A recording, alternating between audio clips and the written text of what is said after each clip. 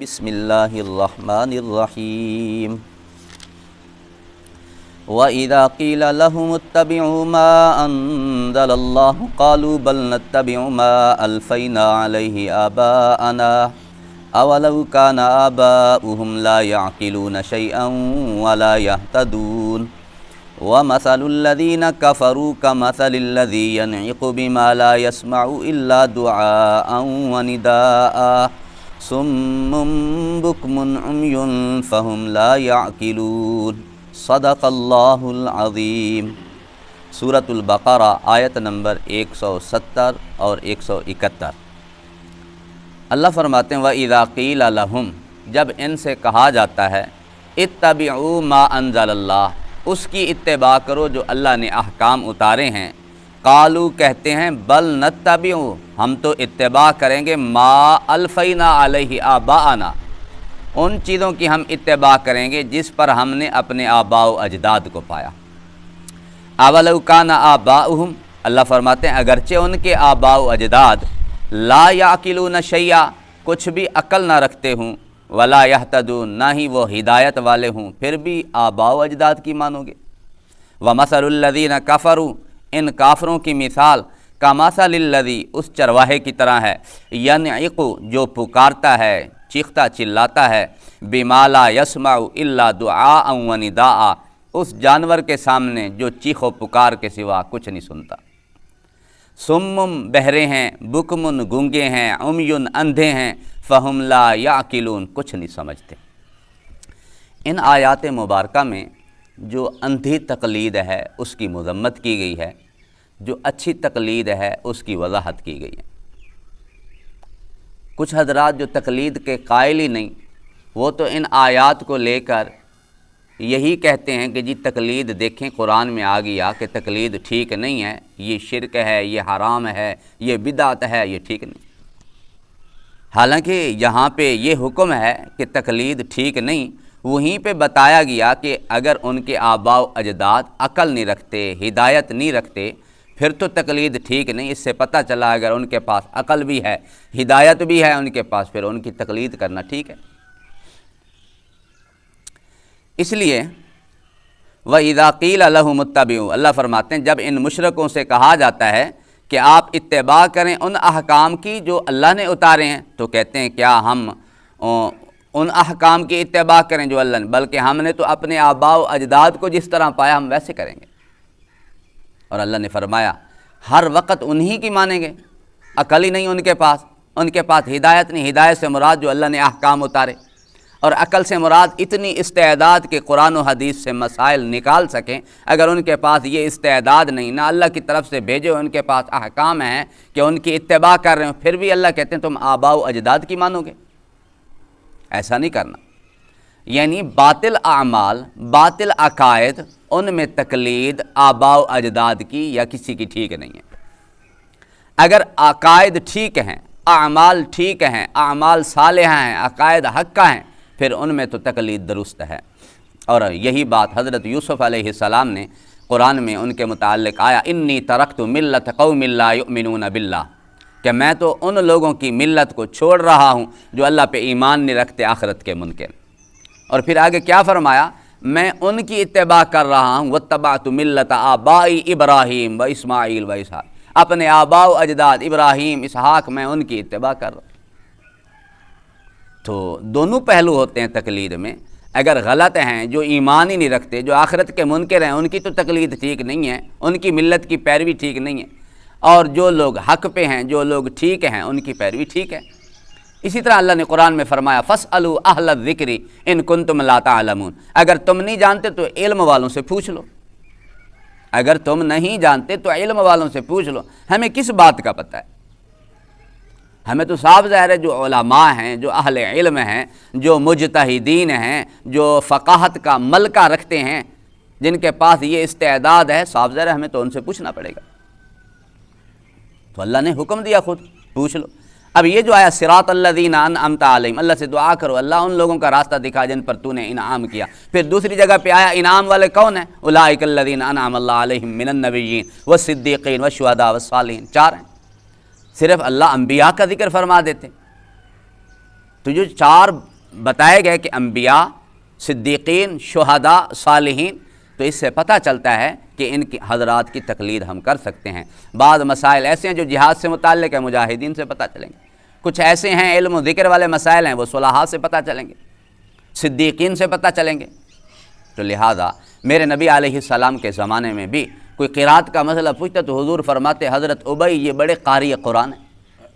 کوئی تفسیر کا مسئلہ ہوتا تو عبداللہ ابن عباس کی طرف اشارہ ہوتا ہے، یہ تفسیر کا ملکہ رکھتے ہیں۔ حضرت علی قضاء کے مسئلے میں اقضاہم علی، سب سے بڑے جج علی ہیں۔ حضرت ابوبکر صدیق مجموعی مسائل کے اندر ان کی طرف رجوع کیا جاتا ہے۔ اور کتنی دفعہ ایسا ہوتا کہ یہ لوگ ان حضرات کے پاس آیات لے کے آتے، احادیث لے کے آتے، صحابہ آگے سے کہتے تم نے آیات اور احادیث کو سمجھا ہی نہیں۔ تو اس سے پتہ چلتا ہے جو حضرات سمجھتے ہیں۔ اصل میں المیہ یہ ہے، ہم لوگوں نے یہ سمجھا ہے کہ جو ائمہ اربعہ کی تقلید کرتے ہیں، جو امام ابو حنیفہ نے قرآن و حدیث کو سمجھا، جو ویسے چلتے ہیں وہ کہتے ہیں امام ابو حنیفہ کی اتباع کر۔ اتباع ان کی تو نہیں ہوتی۔ سمپل سی مثال لے لو، آج ہم حج کرنے جا رہے ہیں، کوئی حج کی کتاب لکھتا ہے، ہم وہ حج کی کتاب لے لیتے ہیں اور اس کو پڑھتے ہیں، سمجھتے ہیں، پھر ویسے کرتے ہیں۔ کیا ہم اس مولوی کی اتباع کر رہے ہیں؟ اس مولوی نے تو حج کے مسائل لکھے ہیں جو قرآن و حدیث سے ماخوذ ہیں، اس نے وہ لکھ دیے، جمع کر دیے، گلدستہ بنا کے پیش کر دیا، ہم اس کو جلدی جلدی پڑھ کے ویسے حج کر لیں گے۔ ہم اس مولوی کی اتباع کر رہے ہیں یا حضور کی اتباع کر رہے ہیں؟ ہم تو حضور کی اتباع کر رہے ہیں کہ اس مولوی نے جو قرآن و حدیث کو سمجھا، اس نے جو کتابچہ ہمیں لکھ کے دیا، ہم پڑھ کے ہم حضور علیہ الصلاۃ کی سنت کے مطابق ہی ہم کیا کر رہے ہیں؟ حج کر رہے ہیں۔ اسی طریقے سے بیانی اب دیکھیں، جو ائمہ محدثین ہیں، امام بخاری، امام مسلم، امام ابو داود، امام ترمذی، یہ جو حضرات ہیں، جب ہم ان کی حدیث کو لیتے ہیں کتاب سے، اس پر تو ہمیں کوئی ڈاؤٹ نہیں، کوئی اعتراض نہیں، آنکھیں بند کر کے لے لیتے ہیں یہ حدیث ہے۔ آخر انہوں نے حدیث کہاں سے لی؟ انہوں نے بھی تو تحقیق کر کے، جانچ پڑتال کر کے، بڑی محنتیں کر کے جا کے حدیث کو لیا، حدیث کو لکھا، اس پر تو ہم آنکھیں بند کر لیں۔ اور جو ائمہ اربعہ نے حدیثیں لی ہیں، امام ابو حنیفہ نے، امام شافعی نے، امام مالک نے، امام احمد ابن حنبل نے، اس پر کیوں اعتراض کرتے ہیں؟ وہ بھی تو فقہ جب انہوں نے لکھی، انہوں نے بھی قرآن و حدیث کو لیا، قرآن و حدیث کو سمجھا، مسائل نکال کے انہوں نے کتابیں لکھیں اور مسائل کا ذخیرہ انہوں نے جمع کیا۔ جب ہم اس کو لیتے ہیں تو کہتے ہیں یہ ائمہ اربعہ کے مقلد ہیں، یہ شرک کرتے ہیں، یہ تقلید کرتے ہیں، یہ کوئی بات نہیں ایسی، غلط باتیں ہیں، غلط باتیں کرتے ہیں، سمجھ نہیں ہیں۔ تو اس سے پتہ چلا امام ابو حنیفہ نے قرآن و حدیث کو جو سمجھا، ہم لوگ اس کو لے لیتے ہیں کہ ہمیں ان پر اعتماد ہے کہ انہوں نے ٹھیک سمجھا ہے۔ کچھ حضرات کہتے ہیں امام شافعی نے جو قرآن و حدیث کو سمجھا ہے وہ ٹھیک ہے، کچھ حضرات ان کو لے لیتے ہیں۔ کچھ کہتے ہیں امام مالک رحمہ اللہ تعالی نے جو قرآن و حدیث کو سمجھا انہوں نے ٹھیک سمجھا ہے۔ اور یہ سمپل سی بات ہے، سمجھنے کی بات ہے۔ آج میں بات کہہ رہا ہوں، آپ میں سے کوئی کہتے ہیں جی مولوی صاحب نے یہ بات کی ہے، ٹھیک ہے، کچھ آپ کی بات ماننے کی ہے کہ آپ اس درس کے اندر شریک تھے، لیکن آپ کی آگے 2-4 نسلوں کے بعد کوئی بندہ کہے جی مولوی صاحب نے بات یوں کی تھی، آپ میں سے کوئی کہے یوں کی تھی، اب کس کی مانیں گے؟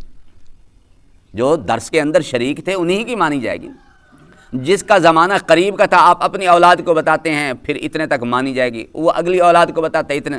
15ویں صدی میں 1500 سالوں کے بعد کوئی بندہ کھڑا ہو جائے نہیں جی مولوی صاحب کی بات کا مطلب یہ تھا، اب اس کی مانیں گے، یا جو تواتر سے ایک سسٹم چلا آ رہا ہے اس کی امام ابو حنیفہ تابعی ہیں، انہوں نے 10 صحابہ کی زیارت کی ہے۔ خیر القرون، قرون والا بہترین زمانہ ہے ان کا، جس زمانے کی گارنٹی میرے نبی علیہ السلام نے دی ہے۔ انہوں نے جو قرآن و حدیث کو سمجھا ہے وہ ٹھیک سمجھ رہے ہیں، یا آج 15ویں صدی کا کوئی بندہ کھڑا ہو جائے جی یہ حدیث میں یوں ہے، میں نے ٹھیک سمجھا ہے، ہم اس کی مانیں، کس کی مانیں گے؟ صاحب ظاہر ہے ہم نے تو انہی کی ماننی ہے جو بہترین زمانے کے تھے، جن کی گارنٹی، جن کے زمانے کی گارنٹی میرے نبی نے دی، جو بہترین زمانے کے لوگ تھے، قرآن و حدیث کا ملکہ رکھتے تھے۔ امام ابو حنیفہ کی تو فقاہت کا یہ عالم تھا، 40 علماء جو فقاہت اور استنباط کا ملکہ رکھتے تھے، ان کی مجلس میں ہر وقت موجود رہتے تھے، بڑی تحقیق جستجو کے بعد ایک مسئلے کو لکھا جاتا۔ اور باقی رہی یہ بات کہ حضرت ابوبکر صدیق، حضرت عمر، حضرت عثمان، حضرت علی، جی وہ صحابہ ہیں، ان کی تم کیوں نہیں لیتے بات؟ بھائی انہوں نے باتیں جو لی ہیں، یہ حضرات، ان حضرات نے بھی باتیں انہی سے لی ہیں، لیکن ان حضرات نے مسائل کو اخذ کر کے لکھ کے ایک ذخیرہ جمع ہی نہیں کیا۔ اگر وہ لوگ احادیث کا ذخیرہ، مسائل کا ذخیرہ جمع کر کے جاتے تو پہل تقلید کے مستحق یہی حضرات ہوتے۔ تو تقلید کا سلسلہ چلا پھر ان حضرات سے ہے۔ تو یہ اللہ نے فرمایا وَإِذَا قِيلَ لَهُمْ، جب ان مشرکوں سے کہا، یہاں بات مشرکوں کی ہے، یہ آیات یہ کفار کے متعلق ہیں، مشرکین کے متعلق ہیں، لیکن ہم لوگ چونکہ افراط و تفریط میں پڑے ہوئے ہیں، جو آیت سیاق و سباق تو ہم دیکھتے نہیں، کبھی مسلمانوں پہ فٹ کر دی، کبھی کافروں پہ فٹ کر دی۔ وَإِذَا قِيلَ لَهُمْ، اللہ فرماتے ہیں جب ان مشرکوں سے کہا جاتا ہے اتبعوا ما انزل اللہ، جو اللہ نے احکام اتارے ان کی اتباع کرو، کہتے ہیں ہم تو ان کی مانیں گے جس پر ہم نے اپنے آباء و اجداد کو پایا۔ اللہ فرماتے ہیں بھلے ان کے آباء و اجداد کچھ عقل بھی نہ رکھتے ہوں، نہ ہی ہدایت والے ہوں، پھر بھی انہی کی مانیں گے۔ فرمایا ان کافروں کی مثال تو ایسے ہے جیسے چرواہا ہو، ایک جانور آگے آگے جا رہا ہے، چرواہا پیچھے سے کہتا ہے دیکھ دیکھ آگے گڑا ہے، اور دیکھ دیکھ گرتا ہے تو کہیں۔ اب وہ جانور اس کی بات کہاں سنتا ہے؟ سن تو رہا ہے، چیخ پکار تو سن رہا ہے مالک کی کہ کچھ نہ کچھ مالک بول رہا ہے، لیکن سمجھتا تو نہیں، ایسا تو نہیں سن رہا نا جو اس کو سمجھ بھی آ رہا۔ فرمایا ان کافروں کی مثال تو ایسے ہے، اور یہ بہرے ہیں، حق بات سنتے نہیں، گونگے ہیں، بول نہیں سکتے، اندھے ہیں، ان کو نفع نقصان کا پتہ نہیں ہے، جانوروں کی طرح فہم لا یعقلون، ان کو کچھ سمجھ نہیں ہے۔ اللہ رب العزت ہم سب کو صحیح معنوں میں سمجھ نصیب فرمائے، اللہ عمل کی توفیق نصیب۔